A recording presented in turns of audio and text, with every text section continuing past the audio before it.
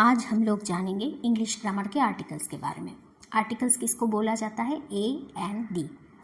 तीनों को ही अगर हम लोग हिंदी में अनुवाद करें तो तीनों की ही मीनिंग सेम आता है, मतलब होता है एक, लेकिन तीनों का यूज़ अलग होता है, व्यवहार सेंटेंस के अंदर अलग से होते हैं। कैसे? अब वो जानते हैं। ए एवं एन ये दोनों बैठाने के लिए किसी भी नाउन के पहले वो नाउन को हम लोगों को देखना पड़ेगा। नाउन अगर भावल साउंड कर रहा है, उसका साउंड कैसे आ रहा है? अगर भावल साउंड कर रहा है, जैसे मान लीजिए कि मैंने बोला एप्पल, एप्पल कैसे साउंड कर रहा है? ए भावल साउंड कर रहा है, तो हम लोग को पता है ए ई आई ओ यू भावल है और बाकी सब कॉन्सोनेंट है। तो अगर भावल साउंड करेगा तो उसके पहले एन आएगा। सिमिलरली अगर कॉन्सोनेंट साउंड करेगा तो उसके पहले ए आएगा। सिर्फ यही आपको देखना है और कुछ नहीं देखना है, ठीक है। जैसे मान लीजिए एक एग्जांपल देती हूँ, एप्पल, एप्पल के पहले एन होगा। बॉय, बॉय के पहले ए होगा।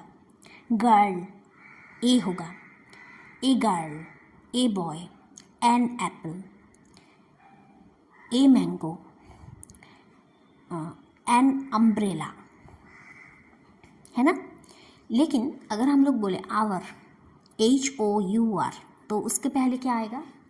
हो सकता है एज कॉन्सोनेंट है, लेकिन हम लोग जब बोलते हैं साउंड आता है आवर, ओ से स्टार्ट होता है साउंड का, देखिए। तो इसके लिए आवर के भी पहले ओ आएगा, मतलब एन होगा, एन आवर होगा। सिमिलरली अगर हम लोग बोले यूनिवर्सिटी, यूनिवर्सिटी क्या होगा? देखिए यूनिवर्सिटी के साउंड में यू है पहले, लेकिन साउंड में यू आ रहा है ना, तो इसके पहले, इसीलिए यूनिवर्सिटी के पहले ए बैठता है, एन नहीं बैठता। समझ में आई? अब डी कब होता है? जब हम लोग किसी भी चीज़ को एग्जैक्टली डिफाइन कर रहे हैं। जैसे मैंने एक बैग ऑफ एप्पल लिए थे, वो अच्छे थे। तो जब मैं किसी एक स्पेसिफिक प्रोडक्ट के बारे में या स्पेसिफिक कोई चीज़ के बारे में बोल रही हूँ, तब उसके पहले दी होता है। तो आप बोलेंगे कि बहुत सारे एग्जांपल्स हैं। मैं बोल सकती हूँ जैसे a pen which is given by my father. एक पेन, पेन के पहले नॉर्मली ये बैठता है, लेकिन अगर मैंने बोला ये पेन मेरे मम्मी ने मेरे को दिए थे, ठीक है, तो उसके बाद जब मैं एक ही इसी पेन के बारे में बोलूँगी तब मैं दी लगा सकती हूँ। लेकिन अब मैं बोलूँगी कहाँ कहाँ पे दी होता ही है। कुछ ऐसे है जिसमें दी होता है, जैसे होली बुक्स के पहले दी होता है, रिवर्स के नेम के पहले दी होता है, न्यूज़पेपर्स के पहले दी होता है। और अगर हम किसी एक जाति को डिनोट कर रहे हैं, जैसे एलिफेंट, पूरा एलिफेंट ग्रुप को डिनोट कर रहे हैं, तब भी दी होता है। लेकिन मैन या वुमन, वो भी तो जाति ही है, मतलब ह्यूमंस को डिनोट कर रहे हैं, लेकिन उसके पहले दी नहीं होता। अब बताऊंगी कहाँ कहाँ पे दी यूज़ नहीं होता।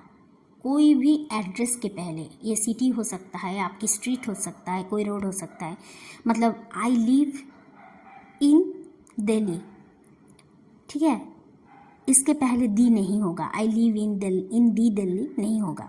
या फिर बोलिए I live in the India, नहीं होता, आई लिव इन इंडिया। कोई भी लैंग्वेज के पहले I am learning the English नहीं होता। होता क्या है? आई एम लर्निंग इंग्लिश, ठीक है। लेकिन अब अगर बोलेंगे दी USA होता है। क्यों? क्योंकि कोई भी कंट्री अगर combined of various different parts होता है, मतलब USA के पहले होता है दी, क्योंकि वो बहुत सारे स्टेट्स को एक साथ करके यूनाइटेड स्टेट्स ऑफ अमेरिका बोलता है, इसीलिए उसके पहले दी होता है। अदरवाइज कंट्रीज़ के नेम के पहले दी नहीं होता। So this is the whole thing. अब आप कोई भी वर्ड देखेंगे, अगर दी लगवाना है तो कोई स्पेसिफिक, इसका मतलब मैं ए पेन, वो भी गलत नहीं है, दी पेन भी गलत नहीं है, अगर आप कोई पर्टिकुलर पेन को मेंशन कर रहे हैं तब। ये था पूरा आर्टिकल, मैंने इसमें पूरा आर्टिकल आपको समझा दिया। I hope you understood. Thanks for watching.